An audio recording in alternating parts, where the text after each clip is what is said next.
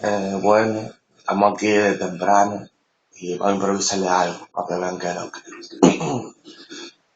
Ok, ya tú sabes, estamos aquí en la casa, no le para nada porque yo tengo la taza.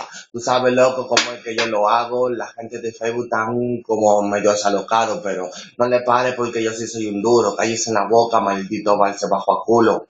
Tú sabes en esto, mira cómo es que yo lo hago. Tú sabes, loco, que en verdad aquí yo meto mano. Estoy aquí, tú sabes, viviendo mi colacao. Cuando vean esto van a decir, diablo, nani, guau. Wow, para que vean que tengo mi respeto. La fase, tú sabes, que le parte a cualquier molleto. A cualquier molleto que se enfrente conmigo. No le pare, loco, y mejor date el cerquillo. Date el cerquillo porque tú eres un loco. Tú sabes que conmigo y es que yo aquí te sofoco. Yo te sofoco, te saco los mocos. Por cierto, un saludo para los mocos. Vamos a dejarlo ahí que estoy medio... Tengo sueño.